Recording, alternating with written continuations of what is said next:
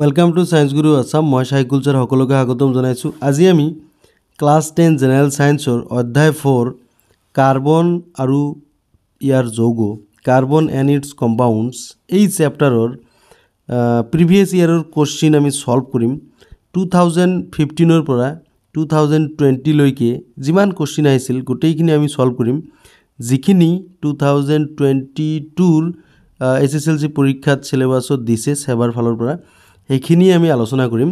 So ভিডিওটো অলপ দীঘলীয়া হ'ব, তোমালোকে খাতা কলম লৈ ৰেডি হৈ যোৱা, মোৰ লগে লগে তোমালোকে কোশ্চিনবিলাক সলভ কৰি গৈ থাকা।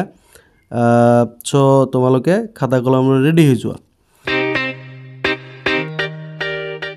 So let's start this video.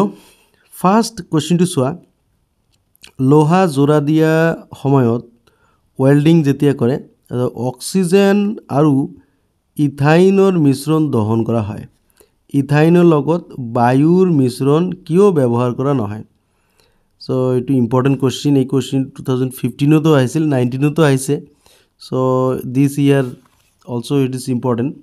তোমালোকক মই একজাক্ট উত্তৰটো মই দেখুৱাই দিছোঁ ৰ'বা। সো উত্তৰটো ইয়াতে মই দি দিছোঁ। লোহা জোৰা দিয়া সময়ত অক্সিজেন আৰু ইথাইন দহন কৰা হয়, কাৰণ ইথাইন আৰু অক্সিজেনৰ মিশ্ৰণে তাৰ দহন ঘটিলে ই সম্পূৰ্ণ দহন হৈ পৰিষ্কাৰ নীলা শিখা নিৰ্গত কৰে আৰু লোহা জোৰা দিয়াৰ বাবে প্ৰয়োজন হোৱা উষ্ণতা প্ৰাপ্ত হয়। কিন্তু ইথাইনৰ লগত বায়ু ব্যৱহাৰ কৰা নহয়, কাৰণ ইথাইন এটা অসম্পৃক্ত হাইড্ৰকাৰ্বন আৰু ইয়াক বায়ুৰ লগত দহন কৰিলে ইয়াৰ অসম্পূৰ্ণ দহন এইটো বানানটো ভুল হৈ গৈছে, অসম্পূৰ্ণ দহন ঘটি কলা ধোঁৱা আৰু এলান্ধু নিৰ্গত হয় বাবে লোহা জোৰা দিয়াৰ বাবে আৱশ্যক হোৱা সঠিক উষ্ণতা প্ৰাপ্ত নহয়। সো এয়া আছিল একজাক্ট উত্তৰ, যিখিনি লিখিলে তুমি 2ৰ ভিতৰত 2 নম্বৰে পাবা। নেক্সট কোশ্চিনটো চোৱা, প্ৰপেন অণু এটাত 10 সহযোজী বন্ধনী থাকে, 9 সহযোজী বন্ধনী থাকে, 8 সহযোজী বন্ধনী থাকে, 11 সহযোজী বন্ধনী থাকে। এইটো চব প্ৰপেন বুলি ক'লে meth eth prop. So propene, so ইয়াৰে 3টা, ইয়াৰ 2টা আৰু ইয়াৰ 3টা হাইড্ৰোজেন থাকিব। এইটো হৈ গ'ল প্ৰপেনৰ গঠন। এতিয়া সহযোজী বান্ধনী বুলি ধৰি লওঁ 1 2 3 4 5 6 7 8 9 10। সো ইয়াতে আমি টোটাল কেইটা পালোঁ? সো 10টা সহযোজী বান্ধনী থাকিব। So A is the right answer. Okay, so year A is the right answer. এইটো তোমালোকে চাই লোৱা, যেহেতু 10টা ইয়াতে সহযোজী বান্ধনী আমি দেখিবলৈ পাইছোঁ। নেক্সট কোশ্চিনটো চোৱা, ইথেনৰ ইলেক্ট্ৰন বিন্দু গঠন আঁকা। সো ইথেন চোৱা, ইথেনৰ ইলেক্ট্ৰন বিন্দু গঠন যদি আমি আঁকিব যাওঁ, তোমালোকে চাবা এইটো ইথেন, এইটো হৈছে মিথ ইথ। সো ইথেনৰ ইয়াতে গঠন বুলি ক'লে এইটো হৈছে ইথেনৰ গঠন, ঠিক আছে। আৰু ইলেক্ট্ৰন বিন্দু গঠন যেতিয়া আমি আঁকিম এইটো হ'ব এনেকুৱা ধৰণৰ। ইয়াতে এটা কাৰ্বন আছে, সো ইয়াতে আমি কাৰ্বন দেখুৱাই দিছোঁ। সো ইয়াতে আৰু এটা কাৰ্বন আমি লৈ লৈছোঁ, 2টা কাৰ্বন হৈ গ'ল, এক বান্ধনী আছে, এক জোড়া ইলেক্ট্ৰন। আৰু এইটো কাৰ্বনত 3টা হাইড্ৰোজেন থাকিব, ক্ৰছ ফুট। সো এইটো হাইড্ৰোজেন আৰু ইফালে এটা হাইড্ৰোজেন দি দিছোঁ, 3টা হাইড্ৰোজেন। সো ইয়াৰো ঠিক 3টা হাইড্ৰোজেন থাকিব, 3টা হাইড্ৰোজেন থাকিব, এইটো এটা হাইড্ৰোজেন, ঠিক আছে। সো মিথ ইথ 3টা হাইড্ৰোজেন। সো এইটো হৈছে কি C2H6 হাইড্ৰোজেন 6টা থাকিব, এইটো হৈছে ইথেন। সো এইটো ইথেন, ইথেনৰ গঠন। এইটো হৈছে ইথেনৰ ইলেক্ট্ৰন বিন্দু গঠন। তুমি ইয়াতে চিত্ৰ লিখিলে হ'ল যে চিত্ৰ ইথেনৰ ইলেক্ট্ৰন বিন্দু গঠন। ওকে, নেক্সট কোশ্চিনটো চোৱা, 4 নম্বৰ যিটো কোশ্চিন, তলৰ যৌগৰ গঠন আঁকা। এইটো ethanoic acid. So ethanoic acid যদি আঁকো মিথ ইথ, সো 2টা কাৰ্বন থাকিব ইথ, আৰু যিটো ওইক এচিড আছে মানে এইটো OH থাকিব, OH মূলক থাকিব। আৰু এইটোতো হাইড্ৰোজেন, এইটো হাইড্ৰোজেন, এইটো হাইড্ৰোজেন। সো এইটো চিত্ৰ হৈ গ'ল ইথানয়িক এচিডৰ এসিডৰ গঠন ওকে সো এইটো হৈছে ইথানয়িক এসিডৰ গঠন এনেদৰে লিখিলে হৈ যাব নেক্সট কোশ্চেনটো চোৱা 4 নম্বৰটো হৈ গ'ল 5 নম্বৰ এটা প্ৰতিস্থাপন বিক্ৰিয়াৰ উদাহৰণ ৰাসায়নিক সমীকৰণ এটাৰ সহায়ত দিয়া এই কোশ্চেনটোৰ উত্তৰটো তোমালোকে চাই লোৱা 2016ত এই কোশ্চেনটো আহিছিল এতিয়াতো উত্তৰটো দিয়া আছে সো সূৰ্যৰ পোহৰৰ উপস্থিতিত ক্লোৰিনে অতি দ্ৰুততাৰে হাইড্ৰকাৰ্বনৰ লগত বিক্ৰিয়া কৰি এটাকৈ সকলোবোৰ হাইড্ৰোজেন পৰমাণু প্ৰতিস্থাপন কৰে সো ইয়াৰ উদাহৰণ এৰি যে ইয়াতে মিথেন ক্লোৰিনৰ লগত বিক্ৰিয়া কৰিছে সূৰ্যৰ পোহৰৰ উপস্থিতিত ইয়াতে 4টা হাইড্ৰোজেন আছিল মিথেনৰ লগত কাৰ্বনৰ লগত 4টা হাইড্ৰোজেন মিথেনত সো ইয়াতে কি 3টা হাইড্ৰোজেন এটা কি ক্লোৰিন আহি গৈছে ওকে সো এইটো হৈ গ'ল কি HCl আহিব লগতে সো এটা হাইড্ৰোজেন ইয়াতে প্ৰতিস্থাপন হৈছে সো এইটো হৈছে ইয়াৰ উদাহৰণ এতিয়া এই বিক্ৰিয়াটো যদি আৰু আমি দেখুৱাব বিচাৰো এইখিনি লিখিলে এইটোৰ উত্তৰ হৈ যাব কিন্তু তোমালোকে এইখিনি অলপ মনত ৰাখাৰ কাৰণে এইটো চাই লোৱা যে ইয়াতে যদি বিক্ৰিয়াটো আৰু সংগঠিত হয় ক্লোৰোমিথেন ইয়াতে আছে আৰু ক্লোৰিনৰ লগত বিক্ৰিয়া কৰি ইয়াতে কি ডাইক্লোৰোমিথেন হৈ যাব দুটা হাইড্ৰোজেন প্ৰতিস্থাপন হ'ব তাৰপিছত ডাইক্লোৰোমিথেনক আকৌ ইয়াৰ ক্লোৰিনৰ লগত বিক্ৰিয়া কৰিলে ট্ৰাইক্লোৰোমিথেন আহিব ট্ৰাইক্লোৰোমিথেনৰ লগত আকৌ ক্লোৰিনৰ বিক্ৰিয়া কৰিলে টেট্ৰাক্লোৰোমিথেন আহি যাব সো এটাকৈ প্ৰতিটোতে হাইড্ৰোজেন কমি গৈছে ওকে অৰ্থাৎ হাইড্ৰোজেন কি হৈছে প্ৰতিস্থাপন হৈছে সো এইখিনি মনত ৰাখিবা লগতে মেইন কনসেপ্টটো কিন্তু উত্তৰৰ কাৰণে এইখিনি লিখিলে তোমালোকৰ হৈ যাব এতিয়া 6 নম্বৰ কোশ্চেনটো চোৱা অধিক পৰিমাণ গাঢ় সালফিউৰিক এসিডৰ হৈতে ইথানল উত্তপ্ত কৰিলে কি ঘটে প্ৰয়োজনীয় ৰাসায়নিক সমীকৰণ লিখা 2016ত আহিছিল এই কোশ্চেনটো ইয়াত ওপৰত দিয়া আছে আৰু উত্তৰটো তোমালোকে এনেকৈ লিখিবা অধিক পৰিমাণৰ গাঢ় সালফিউৰিক এসিডৰ লগত ইথানল উত্তপ্ত কৰিলে ইথানলৰ নিৰোধন ঘটি ইথিন উৎপন্ন হয় ৰাসায়নিক সমীকৰণটো তলত দিয়া ধৰণৰ ইয়াতে ইথানল আছে ঠিক আছে ইথানল তপত গাঢ় সালফিউৰিক এসিডৰ লগত বিক্ৰিয়া কৰিছে কৰি কি হ'ব ইথিন উৎপন্ন হৈছে ঠিক আছে এইটো তোমালোকে লিখি দিব পাৰা এইটো ইথিন আৰু লগতে পানী উৎপন্ন হ'ব ঠিক আছে এইটো হৈছে ইথানল ওকে সো এনেদৰে তলত নামটো লিখি দিলে ভাল হয় সো এইখিনি উত্তৰ তোমালোকে লিখিব লাগিব কোশ্চেন নম্বৰ 7 চোৱা এতিয়া ৰাসায়নিক সমীকৰণৰ হৈতে দহন বিক্ৰিয়া এটাৰ উদাহৰণ দিয়া এইটো 2016ত আহিছিল আনসাৰটো চোৱা দহন বিক্ৰিয়াৰ উদাহৰণ লিখি তোমালোকে লিখিবা এইটো মিথেন অক্সিজেনৰ লগত বিক্ৰিয়া হৈছে তে কাৰ্বন ডাই অক্সাইড পানী আৰু তাপ আৰু পোহৰ উৎপন্ন হৈছে ওকে সো এইটো তোমালোকে লিখিবা যে বহু ৰূপতাৰ যিকোনো ৰূপতে কাৰ্বন দহন কৰিলে কাৰ্বন ডাই অক্সাইড উৎপন্ন হোৱাৰ উপৰিও তাপ আৰু পোহৰ উৎপন্ন হয় সো ইয়াকেই দহন বিক্ৰিয়া বুলি কোৱা হয় সো আৰু এই দহন বিক্ৰিয়াৰ এইটো হৈছে উদাহৰণ যেহেতু আমাক ইয়াতে অকল সমীকৰণটো লিখিব দিছে ৰাসায়নিক সমীকৰণ হৈতে দহন বিক্ৰিয়াৰ উদাহৰণ সো ইয়াতে দি দিছে সো তোমালোকে ইয়াতে লিখিব পাৰা সো ইয়াকে দহন বিক্ৰিয়া বুলি কোৱা হয় এইখিনি কথাও ইয়াতে লগতে তোমালোকে লিখি দিব পাৰা কোশ্চেন নম্বৰ 8 চোৱা এতিয়া তলত দিয়া কোনবোৰ একে সমগনীয় শ্ৰেণীৰ অন্তৰ্গত C3H8 C4H8 C4H6 আৰু C3H6 তোমালোকে দেখিলে গম পাবা এইটো চোৱা C3H8 এইটো এলকেন আৰু C4H8 এইটো এলকিন আৰু এইটো আছে C4H6 এইটো এলকাইন আৰু এইটো C3H6 এইটো আছে এলকিন সো এলকিনৰ এতে দুটা যৌগ আছে C4H8 আৰু C3H8 এই চাৰিটা যৌগৰ ভিতৰত তুমি এইটো আৰু এইটো কি আছে CnH2n এই ৰাসায়নিক সংকেতত আছে এইটো হৈছে এলকিন ঠিক আছে এই দুটা হৈছে এলকিনৰ যৌগ এইটো হৈছে এলকাইন আৰু এইটো হৈছে এলকেন সো আমাৰ একে সমগনীয় শ্ৰেণীত থাকা মৌল যৌগ দুটা হৈছে এইটো ঠিক আছে C4H8 ইয়াৰ নাম হৈছে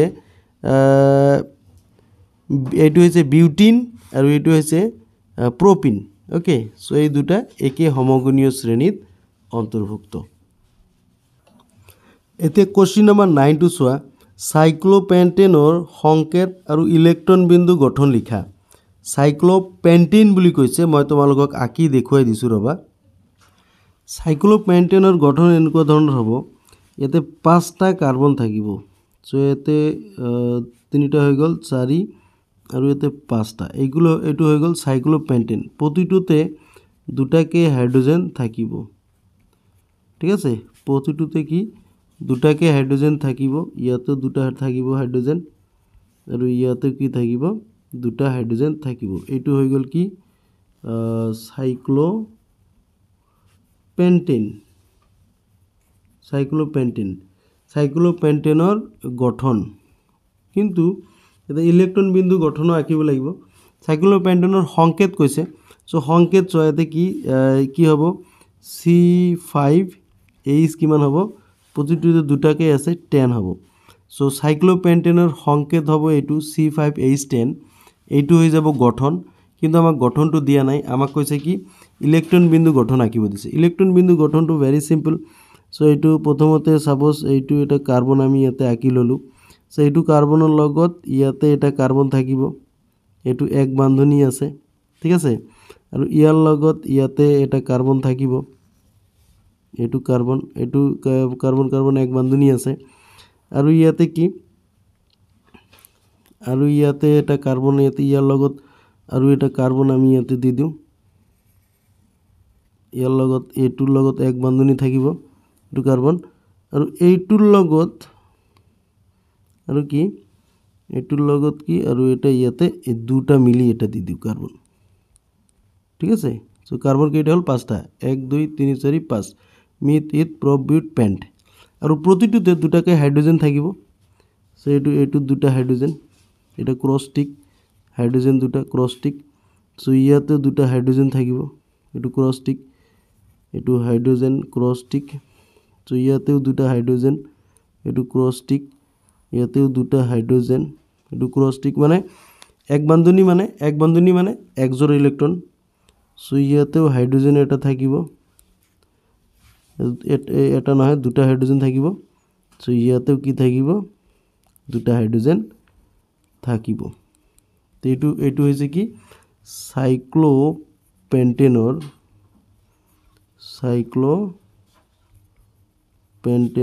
ইলেক্ট্ৰন বিন্দু গঠন। এইটো হৈ গ'ল, এইটো চিত্ৰ লিখিব লাগিব, চিত্ৰ সাইক্লোপেণ্টেনৰ ইলেক্ট্ৰন বিন্দু গঠন, ঠিক আছে। চ' এনেকৈ তোমালোকে আঁকিবলৈ চেষ্টা কৰিবা।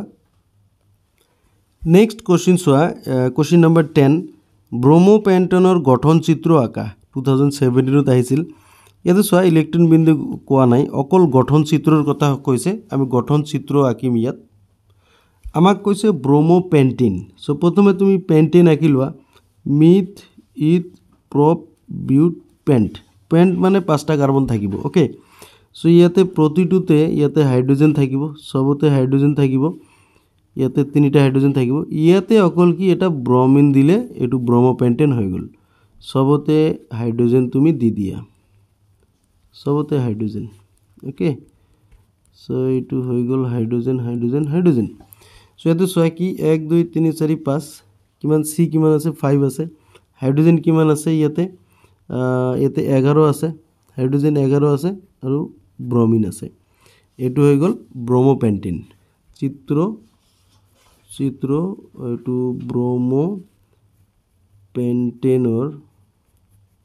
ব্ৰহ্মপেণ্টেনৰ গঠন, বাছ হৈ গ'ল। চ' এইখিনি লিখিলে তুমি 100% নম্বৰ এইটো কুৱেশ্যনত পাই যাবা, অ'কে।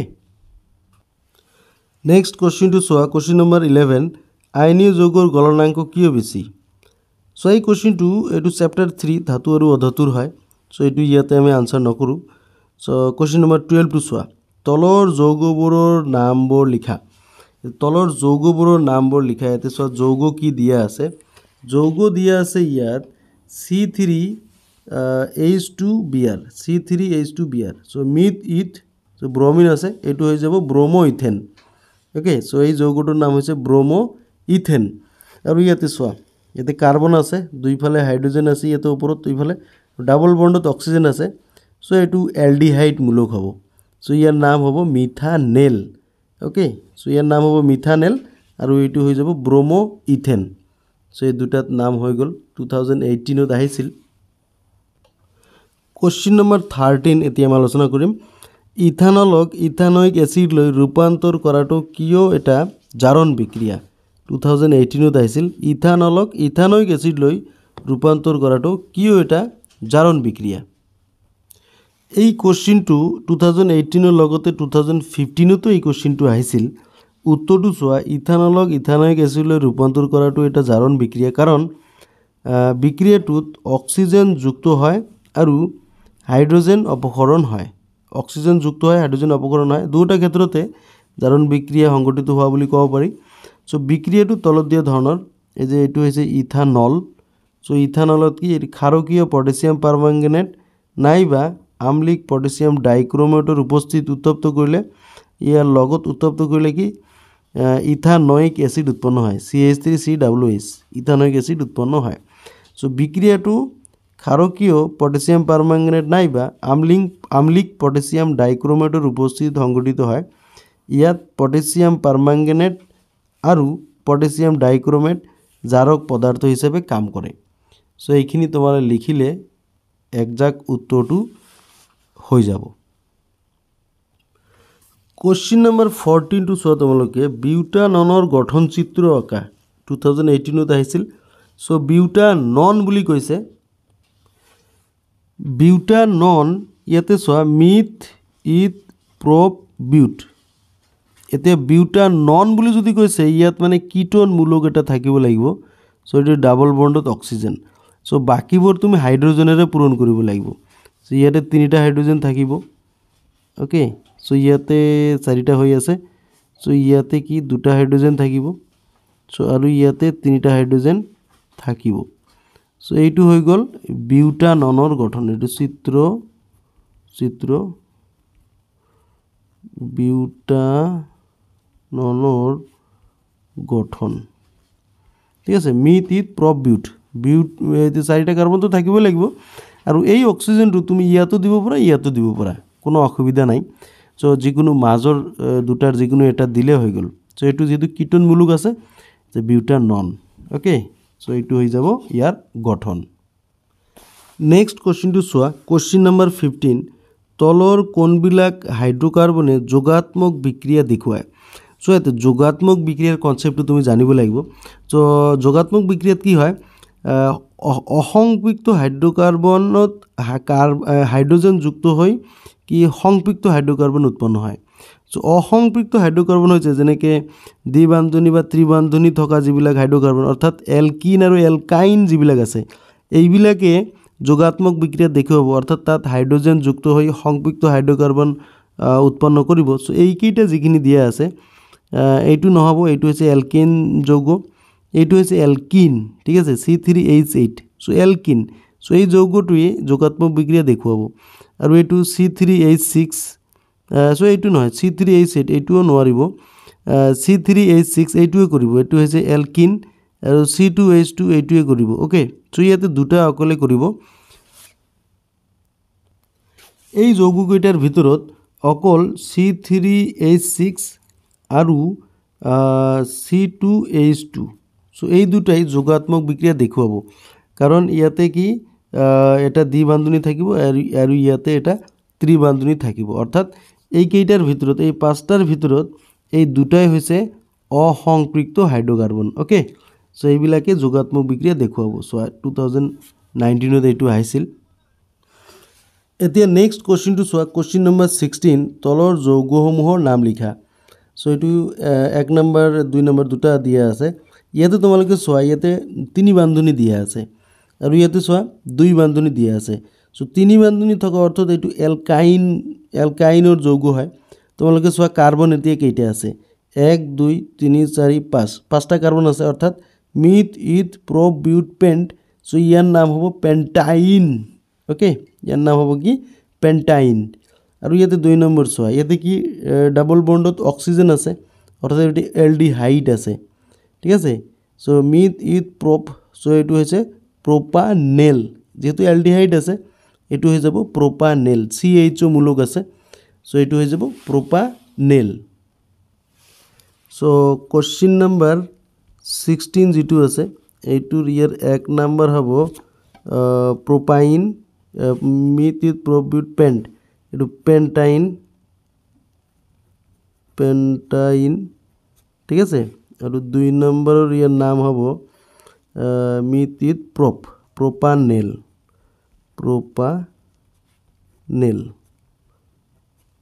ওকে সো এনেকে নাম লিখিব লাগিব কোশ্চেন নাম্বাৰ 17 চোৱা যোগাত্মক বিক্ৰিয়া দেখুৱা দুটা হাইড্ৰোকাৰ্বনৰ নাম লিখা যোগাত্মক বিক্ৰিয়া কোনবোৰে দেখুৱায় এলকিন আৰু এলকাইন যৌগবোৰে যোগাত্মক বিক্ৰিয়া দেখুৱায় তুমি এইটো লিখিব পাৰা এই যে আগৰ বিক্ৰিয়াটো লিখিছিলো এইটো লিখিব পাৰা C3H6 C2H2 এইটো দিব পাৰা নাইবা তুমি C4H8 দিব পাৰা ঠিক আছে C5H10 দিব পাৰা এইবিলাকে যোগাত্মক বিক্ৰিয়া দেখুৱায় নাইবা তুমি দিব পাৰা C3H4 দিব পাৰা ঠিক আছে সো অৰ্থাৎ এলকিন আৰু এলকাইনৰ যিমান যৌগ আছে সকলোবোৰে যোগাত্মক বিক্ৰিয়া দেখুৱাব এতিয়া কোশ্চেন নাম্বাৰ 18 উদাহৰণৰে হৈতে মৌল এটাৰ বহুৰূপৰ সংজ্ঞা লিখা 2020 আহিছিল এটো বহুৰূপৰ সংজ্ঞা বিচাৰিছে উত্তৰটো তুমি এনেকৈ লিখিব পাৰা যে বহুৰূপতা প্ৰদৰ্শন কৰা মৌলৰ প্ৰতিটো ৰূপকে বহুৰূপ বোলে ওকে সো উদাহৰণস্বৰূপে হীৰা আৰু গ্ৰেফাইট হৈছে কাৰ্বনৰ বহুৰূপ সো এই কোশ্চেনৰ উত্তৰ এইখিনি লিখিলে হ'ব যে এইটো কাৰ্বনৰ দুটা বহুৰূপ যেনেকৈ হীৰা আৰু গ্ৰেফাইট কোশ্চেন নাম্বাৰ 19 চোৱাতে কেটিনোসেন কাক বলে 2020 এই কোশ্চেনটো আহিছিল কেটিনোসেনৰ উত্তৰটো মই তোমালোকক কিতাপতে দেখুৱাই দিছো 62 পেজত দিয়া আছে কাৰ্বনে নিজৰ মাজতে বান্ধনী সৃষ্টি কৰি বৃহৎ সংখ্যক অণু গঠন কৰিব পাৰে কাৰ্বনৰ এই ধৰ্ম কি কেটিনোসেন বুলি কোৱা হয় সো এইখিনি লিখিলে উত্তৰ তোমালোকৰ হৈ যাব সো ইয়াৰ পৰা তোমালোকে এটো লিখি লোৱা নেক্সট কোশ্চেন হৈছে কোশ্চেন নাম্বাৰ 20 বিউটেন C4H10 বিউটেনৰ সমযোগীবোৰৰ গঠন সংকেত লিখা সো এটো বিউটেনৰ গঠন সমযোগী ইয়াতে আঁকিব দিছে 2020 আহিছিল কোশ্চেনটো সো এতিয়া আমি এই উত্তৰটো লিখিবলৈ চেষ্টা কৰিম C4H10 এটো হৈছে বিউটেন সো ইয়াৰ গঠন সমযোগী আমি আঁকিম 1 নম্বৰত আমি এনেদৰে আঁকিব পাৰো মিথ ইথ প্ৰপ বিউট সো এইটো তিনিটা ইয়াতে দুটা সো ইয়াতে তিনিটা হাইড্ৰোজেন আমি দিলু সো এইটো হৈ গল বিউটেন আৰু 2 নম্বৰত আমি এনেকৈ আঁকিব পাৰো এইটো মিথ ইথ প্ৰপ সো এটা কাৰ্বন আমি ইফালে দি দিলু ওকে সো ইয়াতে তিনিটা হাইড্রোজেন থাকিব ইয়াতে এটা সো ইয়াতে তিনিটা হাইড্রোজেন ঠিক আছে ইয়াতেও C4H10 আহিব সো ইয়াতেও C4H10 আহিব তাৰ পিছত আৰু আঁকিব পাৰো নেকি সো দুটাই দেখুন দেখা যায় আৰু আমি বেছি আঁকিব ইয়াতে নোৱাৰি ওকে সো বিউটেনৰ ইয়াতে এই দুটাই আমি গঠন সমযোগী আঁকিব পাৰি সবতে এতে হাইড্রোজেন দি দিয়া সো এইবিলাক সবতে কি হাইড্রোজেন তুমি দি দিব লাগিব হাইড্রোজেন নিলিখিলেও এতে হাইড্রোজেন বুজাব কিন্তু তুমি পৰীক্ষাত হাইড্ৰোজেন দিয়াটোৱে ভাল ঠিক আছে তুমি এইখিনি হাইড্ৰোজেন ইয়াতে এনেকে তুমি লিখি দিবা এইবিলাক হৈছে হাইড্ৰোজেন সো বিউটেনৰ এইটো হৈ গল গঠন সমযোগী নেক্সট কোশ্চেন আছে 21 ব্ৰোমোবিউটেনৰ সমযোগীবোৰৰ গঠন সংকেত দেখা এটো ব্ৰোমোবিউটেন ইয়াতে আছিল বিউটেন এতিয়া অকল ব্ৰোমিন লগাই দিছে এটো ব্ৰোমোবিউটেন হৈছে C4H9Br ঠিক আছে এইটো হৈছে ব্ৰোমোবিউটেন সো ইয়াৰে 1 নম্বৰত আমি এনেকৈ আঁকিব পাৰি চাৰিটা কাৰ্বনটো থাকিব মিথিত প্ৰপ বিউট এটো বিউট হৈ গল না বিউটেন এটো ব্ৰোমিন দি দিলু বাকিবোৰ সবতে আমি হাইড্রোজেন দি দিম সো এইটো 3টা 4 5 6 7 8 9 সো 9টা হাইড্রোজেন এটা বিআর সো এইটো ব্রোমোবিউটেন এটো প্রথম গঠন হৈ গল সেটো 2 নাম্বার সো এই ব্রোমিনটো ইয়াতে প্রথম কার্বনত আছে সেটো 2 নম্বৰ কাৰ্বনত আমি দিব পাৰো ওকে সো এইটো যদি আমি 2 নম্বৰ কাৰ্বনত ইয়াতে ব্ৰমিনটো দিব পাৰোঁ। সো ইয়াৰ নামটো বেলেগ হৈ যাব। সো এইটো হৈ গ'ল ইফালে হাইড্ৰোজেন। সো ইফালে হাইড্ৰোজেন আৰু ইফালে 3টা হাইড্ৰোজেন দি দিলোঁ। ঠিক আছে। সো এই 2 নম্বৰত দিয়া আৰু ইফালৰ পৰা 2 নম্বৰত দিয়া একে কথা। সো এইটো 2 ব্ৰমো বিউটেন হৈ যাব। এইটো 1 ব্ৰমো বিউটেন, অৰ্থাৎ এইটো ব্ৰমো বিউটেন। ওকে, সো এই দুটা গঠন পাই গ'লোঁ। আৰু এটা আমি 3 নম্বৰত আৰু এটা আমি লিখিব পাৰোঁ। এইটো হৈছে এনেকুৱা যদি গঠন হয়।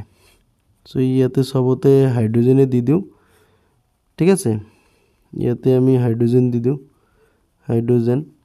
ইয়াতেও আমি হাইড্ৰোজেন দি দিওঁ, হাইড্ৰোজেন। ইয়াতে আমি ব্ৰমিন দিব পাৰোঁ। ঠিক আছে, এইটো শাখা হৈ গ'ল। সো ইয়াতে ব্ৰমিন দিব পাৰোঁ। আৰু এটা গঠন আমি ইয়াতে ব্ৰমো বিউটেনৰ ৰাখিব পাৰোঁ। ইয়াতে আমি সাইডৰ যিকোনো এটাত আমি ইয়াতে ব্ৰমিন দিব পাৰোঁ। এইটো 3টা 4টা হৈ গ'ল। একো বাকিবোৰত সবতে হাইড্ৰোজেন, হাইড্ৰোজেন, হাইড্ৰোজেন, হাইড্ৰোজেন। ইয়াতে এটাত আমি ব্ৰমিন দি দিলোঁ। ওকে, সো ইয়াতে হাইড্ৰোজেন, হাইড্ৰোজেন সবতে, ইয়াতে তলতো ইয়াতে হাইড্ৰোজেন আহিব, ইফালেও হাইড্ৰোজেন, ইফালেও হাইড্ৰোজেন। সো ইয়াতে দিয়া। সো চোৱা, এইটোত তোমাৰ ইয়াত দিয়া আৰু ইয়াত দিয়া, ইয়াত দিয়াটো একে কথা হৈ যাব। ঠিক আছে। সো এইটো আমি ব্ৰমো বিউটেনৰ আমি 4টা ইয়াতে গঠন সমযোগী আমি পাই গ'লোঁ। ঠিক আছে। সো এইকেইটা হৈছে ব্ৰমো বিউটেনৰ গঠন সমযোগী। নেক্সট কোশ্চিনটো চোৱা। এইটো আছে কি, ইথানলক ইথানয়িক এচিডলৈ ৰূপান্তৰ কৰাটো কিয় এটা জাৰণ বিক্ৰিয়া? বিক্ৰিয়াটো লিখা। 2015ত আহিছিল। এই কোশ্চিনটো আমি ইতিমধ্যে আলোচনা কৰিছোঁ। সো এইটো আৰু আলোচনা নকৰোঁ। 2 নম্বৰটো চোৱা, পৰীক্ষাৰ সহায়ত এলকহল আৰু কাৰ্বক্সিলিক এচিডৰ মাজৰ প্ৰভেদ কিদৰে দেখুৱাব পাৰি? 2015ত আহিছিল। এই কোশ্চিনটোৰ উত্তৰ এতিয়া আমি চাম। এই কোশ্চিনটো এইবাৰৰ কাৰণে ভেৰি ভেৰি ইম্পৰ্টেণ্ট হৈ আছে। তুমি চোৱা, 2015ত আহিছিল, 2017ত আহিছিল, 2020ত আহিছে। সো 2022ত আহিব পাৰে। সো তোমালোকে চোৱা, সোডিয়াম হাইড্ৰোজেন কাৰ্বনেট NaHCO3 পৰীক্ষাৰ দ্বাৰা এলকহল আৰু কাৰ্বক্সিলিক এচিডৰ মাজত প্ৰভেদ দেখুৱাব পাৰি। সো দুটা পৃথক পৰীক্ষা নলত এলকহল আৰু কাৰ্বক্সিলিক এচিড লৈ দুয়োটাতে সোডিয়াম হাইড্ৰোজেন কাৰ্বনেট অলপমান দিলে এটা পৰীক্ষা নলত বুৰবুৰণি ওলোৱা দেখা যায় আৰু সেইটো কাৰ্বক্সিলিক এচিড বুলি চিনাক্তকৰণ হ'ব। কাৰণ কাৰ্বক্সিলিক এচিডে সোডিয়াম হাইড্ৰোজেন কাৰ্বনেটৰ লগত বিক্ৰিয়া কৰি লৱণ, পানী আৰু কাৰ্বন ডাই অক্সাইড গেছ উৎপন্ন কৰে। সো কাৰ্বন ডাই অক্সাইড গেছ উৎপন্ন কৰে। কিন্তু এলকহলে সোডিয়াম হাইড্ৰোজেন কাৰ্বনেটৰ লগত বিক্ৰিয়া নকৰে বাবেই আনটো পৰীক্ষা নলত বুৰবুৰণি দেখা নাযায়। সো এইটো বিক্ৰিয়াটো আমি এনেদৰে লিখিব পাৰোঁ। চোৱা, ইয়াতে ইথানয়িক এচিড আৰু সোডিয়াম হাইড্ৰোজেন কাৰ্বনেট দিলোঁ। সো ইয়াতে কি, কাৰ্বন ডাই অক্সাইডৰ বুৰবুৰণি ওলাব। এটা সোডিয়াম ইথানয়েট, তাৰপিছত পানী আৰু কাৰ্বন ডাই অক্সাইড, এইটো গেছ ওপৰ ফালে দিয়া মানে এইটো গেছ ওলাই যাব। আৰু চোৱা, ইয়াতে এলকহল দিছোঁ। সোডিয়াম হাইড্ৰোজেন কাৰ্বনেটে কি এলকহলৰ লগত বিক্ৰিয়া কৰি কোনো বুৰবুৰণি ইয়াতে নোলাব। ঠিক আছে। কোনো বিক্ৰিয়া সংঘটিত নহয়, ইয়াতে বিক্ৰিয়াই নঘটিব, সেইকাৰণে ইয়াতে বুৰবুৰণিৰ সৃষ্টি নহ'ব। সো এনেদৰে তোমালোকে এই পৰীক্ষাটো লিখিব লাগিব। লিখিলে তুমি 2ৰ ভিতৰত তুমি 2 নম্বৰ পাবা। কেতিয়াবা এই কোশ্চিনটোত আকৌ 3 নম্বৰো দি দিয়ে। সো তোমালোকে এতিয়া এইটো অলপ মই জুম কৰি ইয়াতে ডাঙৰকৈ দেখুৱাই দিছোঁ। তোমালোকে এইটো স্ক্ৰীনশ্বট মাৰি লিখি ল'বা। ঠিক আছে। নেক্সট কোশ্চিন চোৱা, কাৰ্বনৰ কোন দুটা ধৰ্মৰ বাবে আমি আমাৰ চাৰিওফালে অজস্ৰ যৌগ দেখা পাওঁ? This is very simple question. 2016ত আহিছিল। উত্তৰটো তোমালোকে এনেকুৱা ধৰণৰ লিখিব পাৰিবা। চোৱা, কাৰ্বনৰ তলত উল্লেখিত ধৰ্ম দুটাৰ বাবে আমাৰ চাৰিওফালে অজস্ৰ কাৰ্বন যৌগ দেখা পাওঁ। 1 নম্বৰ কেটিনোচেন, কাৰ্বনে নিজৰ মাজতে বন্ধনী সৃষ্টি কৰি বৃহৎ সংখ্যক অণু গঠন কৰিব পাৰে। কাৰ্বনৰ এই ধৰ্মক কেটিনোচেন বোলে। আৰু 2 নম্বৰ ধৰ্মটো হৈছে চতুৰ সহযোজ্যতা। কাৰ্বনৰ যোজ্যতা 4 হোৱা বাবে ই আন 4টা কাৰ্বন অথবা অন্য একযোজী মৌলৰ পৰমাণুৰ লগত সহযোজী বান্ধনী গঠন কৰিব পাৰে। সো এই কাৰ্বনৰ এই দুটা ধৰ্মৰ বাবে আমি আমাৰ চাৰিওফালে অজস্ৰ কাৰ্বন যৌগ দেখা পাওঁ। নেক্সট কোৱেশ্চনটো চোৱা, সমগণীয় শ্ৰেণী কাক বোলে? দুটা সমগণীয় শ্ৰেণীৰ নাম লিখা। 2016ত এই কোৱেশ্চনটো আহিছিল। এই কোৱেশ্চনটো 2016ৰ লগতে 2019তো এই কোৱেশ্চনটো আহিছিল। উত্তৰটো চোৱা, যি শ্ৰেণীৰ যৌগত একে কাৰ্যকৰীমূলক উপস্থিত থাকে সেই শ্ৰেণীটোক সমগণীয় শ্ৰেণী বোলে। ইহঁতৰ ওচৰা ওচৰি দুটা যৌগৰ মাজৰ আণৱিক ভৰৰ পাৰ্থক্য 14U অৰ্থাৎ CH2 দুইফালে আষ্টানি দিব লাগিব মূলকৰ পাৰ্থক্য থাকে। উদাহৰণ ইয়াতে দুটা কৈছে, আমি দুটা উদাহৰণ লিখিলে হ'ল। যেনে alcohol CH3OH, CH2 CH5OH, CH3 CH7OH, চ' ডট ডট দিলে হৈ গ'ল, ইমান লিখিব নালাগে। তিনিটা লিখি ডট ডট দিলে হৈ যাব। আৰু alkene C2H4, C3H6, C4H8, dot dot dot dot. Okay, so' ইহঁতৰ চোৱা দুটা ওচৰা ওচৰি যৌগৰ মাজৰ পাৰ্থক্য CH2 আছে। ইয়াতে C এটা আছে, C দুটা, C হাইড্ৰজেন ইয়াতে কেইটা আছে? তিনিটা আছে, ইয়াতে পাঁচটা। চ' OH মূলক আছে, এইকাৰণে এলকহল হৈছে।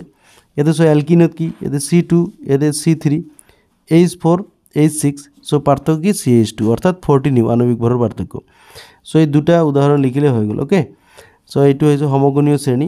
চ' ওপৰৰ উদাহৰণৰ ওচৰা ওচৰি দুটা যৌগৰ মাজৰ পাৰ্থক্য CH2 মূলক, আনহাতে ইহঁতৰ মাজৰ আণৱিক ভৰৰ পাৰ্থক্য 14U, সেইবাবে এইবোৰ সমগণীয় শ্ৰেণীৰ অন্তৰ্ভুক্ত।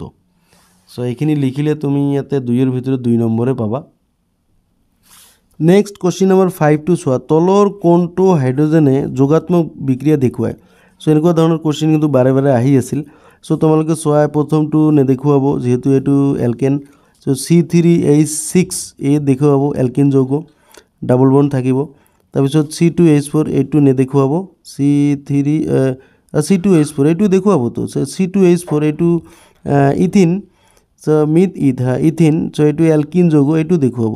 CH4 এইটো নেদেখুৱাব। চ' মাজৰ দুটাই যোগাত্মক বিক্ৰিয়া দেখুৱাব, C3H6 আৰু C2H4। চ' এই দুটাই কি? যোগাত্মক বিক্ৰিয়া দেখুৱাব। নেক্সট কুৱেশ্যনটো চোৱা, কুৱেশ্যন নম্বৰ 6, ইথানলৰ লগত ছ'ডিয়াম ধাতু যোগ কৰিলে কি ঘটে? বিক্ৰিয়াটোৰ প্ৰয়োজনীয় ৰাসায়নিক সমীকৰণ লিখা। চ' 2017ত এই কুৱেশ্যনটো আহিছিল। উত্তৰটো আমি এনেকুৱা ধৰণৰ দিব পাৰোঁ যে ইথানলে ছ'ডিয়ামৰ লগত বিক্ৰিয়া কৰি ছ'ডিয়াম ইথক্সাইড আৰু হাইড্ৰজেন গেছ উৎপন্ন কৰে। বিক্ৰিয়াটো তলত দিয়া ধৰণৰ, ছ'ডিয়াম, এইটো ইথানল, চ' এইটো কি হৈ গ'ল? ছ'ডিয়াম ইথক্সাইড, ঠিক আছে, CH3CH2O, এইটো Na আহি যাব। হাইড্ৰজেনৰ ঠাইত কি আহিব? ছ'ডিয়াম আহিব, আৰু ইয়াতে হাইড্ৰজেন গেছ ওলাব। অ'কে, চ' এইটো ছ'ডিয়াম ইথক্সাইড ইয়াতে উৎপন্ন কৰিছে। নেক্সট কুৱেশ্যনটো চোৱা, কুৱেশ্যন নম্বৰ 7, হাইড্ৰজেনেশ্যন বিক্ৰিয়া কি? এটা উদাহৰণ দিয়া। এইটো 2017ত আহিছিল। এই উত্তৰটোলৈ মন কৰা। ইয়াতে চোৱা, যোগাত্মক মানে হাইড্ৰজেনেশ্যন। অ'কে, হাইড্ৰজেনেশ্যন বিক্ৰিয়াকে ইয়াত যোগাত্মক বিক্ৰিয়া বুলি কোৱা হয়, নাইবা ভাইচ ভাৰ্চা। পেলেডিয়াম নাইবা নিকেল অনুঘটকৰ উপস্থিতিত অসংপৃক্ত হাইড্ৰকাৰ্বনৰ লগত হাইড্ৰজেন যোগ হৈ সংপৃক্ত হাইড্ৰকাৰ্বন উৎপন্ন হয়। এই বিক্ৰিয়াটোক যোগাত্মক বিক্ৰিয়া বোলে। ইয়াক হাইড্ৰজেনেশ্যন বুলিও কোৱা হয়। চ' ইয়াতে কি? এইটো অসংপৃক্ত হাইড্ৰকাৰ্বন, ডাবল বণ্ড আছে, ঠিক আছে। ডাবল বণ্ড নাইবা ট্ৰিপল বণ্ড থাকিলে তাক অসংপৃক্ত হাইড্ৰকাৰ্বন কয়। ইয়াতে নিকেল অনুঘটকৰ উপস্থিত হাইড্ৰজেনৰ লগত বিক্ৰিয়া ঘটি কি হৈছে? ইয়াতে হাইড্ৰজেন যুক্ত হৈছে ইয়াতে, ঠিক আছে। চ' ইয়াতে এক বান্ধনি হৈ গ'ল। চ' দুই বান্ধনি ভাঙি এক বান্ধনি হৈছে। চ' এইটো সংপৃক্ত হাইড্ৰকাৰ্বন হৈ গ'ল। চ' এইটো হৈ গ'ল কি? হাইড্ৰজেনেশ্যন বিক্ৰিয়া। অ'কে, চ' এইটো লিখিলে হৈ যাব। কুৱেশ্যন নম্বৰ 8 চোৱা, পৰীক্ষাৰ সহায়ত এলকহল আৰু কাৰ্বক্সিলিক এচিডৰ মাজত প্ৰভেদ কেনেদৰে দেখুৱাবা? ৰাসায়নিক সমীকৰণ লিখা। এইটো ইতিমধ্যে আমি আলোচনা কৰিলোঁ। চ' নেক্সট চোৱা, কুৱেশ্যন নম্বৰ 9, বিউটেনৰ বাবে কিমানটা গঠন সমযোগী আঁকিব পাৰি? প্ৰতিটোৰে নাম লিখা। এইটোও আমি আলোচনা কৰিছোঁ। 10 নম্বৰ চোৱা, ক্ষাৰকীয় পটাছিয়াম পাৰমাংগানেট নাইবা আম্লিক পটাছিয়াম ডাইক্ৰমেটৰ সৈতে ইথানলৰ উত্তপ্ত কৰিলে কি ঘটে? বিক্ৰিয়াটোৰ প্ৰয়োজনীয় ৰাসায়নিক সমীকৰণ লিখা। চ' এইটো আমি ইতিমধ্যে আলোচনা কৰিছোঁ, ঠিক আছে। ওপৰৰ সমীকৰণটো লক্ষ্য কৰা। চ' এইটো সমীকৰণ আহিব, ইয়াতে ইথানয়িক এচিড ইয়াতে উৎপন্ন হৈছে। চ' এইটো বিক্ৰিয়া লিখিব লাগিব। অ'কে, নেক্সট কুৱেশ্যনটো চোৱা, কুৱেশ্যন নম্বৰ 11, এটা উদাহৰণৰ সৈতে প্ৰতিস্থাপন বিক্ৰিয়া ব্যাখ্যা কৰা এইটো আমি ইতিমধ্যে আলোচনা কৰিছোঁ।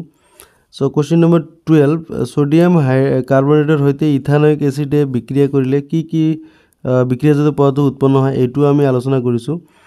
সাবনৰ মলি আঁতৰোৱা প্ৰক্ৰিয়া ব্যাখ্যা কৰা এইটো আমাৰ এই বছৰ নাই এইটো সিলেবাছত, সো এইটো আমি আলোচনা নকৰোঁ।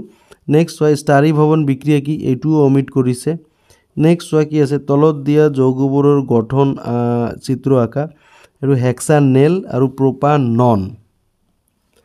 কোশ্চেন নম্বৰ 15 চোৱা ইয়াতে হেক্সানেল myth eth prop বিউট pant hex, হেক্সৰ লগত এইটো এলডিহাইড মূলক থাকিব, এইটো হৈ গ'ল হেক্সানেল।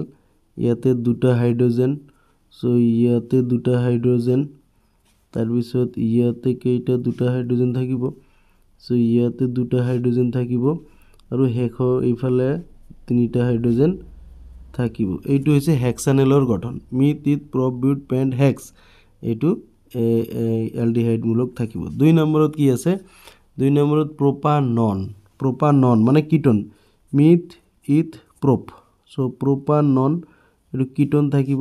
ইয়াতে 4টা হৈ আছে, ইয়াতে 3টা, ইয়াতে 3টা হাইড্ৰজেন দিব লাগিব আৰু ইয়াতে 3টা হাইড্ৰজেন দিব লাগিব। ঠিক আছে, এইটো নাম লিখি দিবা, এইটো চিত্ৰ এইটো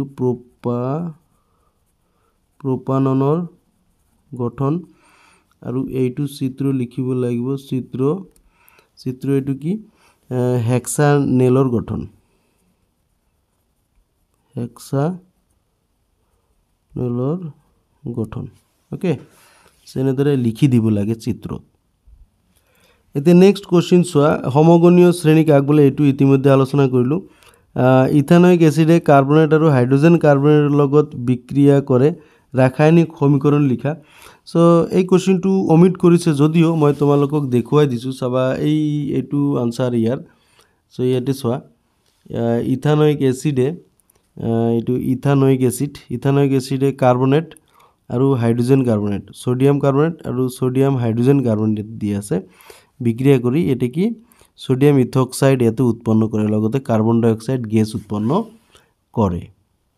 18 নম্বৰ কোশ্চেন এগেইন স্থাপনৰ মলি আঁতৰোৱা প্ৰক্ৰিয়া ব্যাখ্যা কৰা, এই কোশ্চেনটো আহিছে, এই কোশ্চেনটো অমিট কৰিছে আমাৰ 2022 আৰু নেক্সট কি আছে এইটো যিটো কোশ্চেন আহিছে এইটো ৰচনাধৰ্মী 5 নম্বৰী কোশ্চেন আহিছে। সো এই কোশ্চেনটো অমিট কৰিছে, এই কোশ্চেনটো আজিৰ ভিডিঅ'টোত আমি আলোচনা নকৰোঁ। সো এয়া আছিল তোমালোকৰ এই 2015ৰ পৰা 2020 লৈকে যিমানকেইটা কোশ্চেন আছিল গোটেইখিনি আমি আলোচনা কৰিলোঁ। সো ভিডিঅ'টো কেনেকুৱা লাগিল তোমালোকে কমেণ্টছত মোক জনাবা, আৰু কিবা প্ৰব্লেম থাকিলে সেইটোও মোক কমেণ্টছত জনাবা, আৰু পৰৱৰ্তী সময়ত বেলেগ এটা চেপ্টাৰৰ এনেকুৱা প্ৰিভিয়াছ ইয়াৰৰ কোশ্চেন লৈ আমি আলোচনা কৰিম। সো আজিৰ ভিডিঅ' ইমানতে সামৰিছোঁ। তুমি যদি ভিডিঅ'টো নতুন তেনেহ'লে চেনেলটো ছাবস্ক্ৰাইব কৰিবা আৰু বেল আইকনটো অন কৰি ৰাখিবা যাতে ভিডিঅ' দিয়াৰ লগে লগে তোমালোকে ন'টিফিকেশ্যন পাই যোৱা। আজিৰ ভিডিঅ' ইমানতে সামৰিছোঁ। Thank you very much.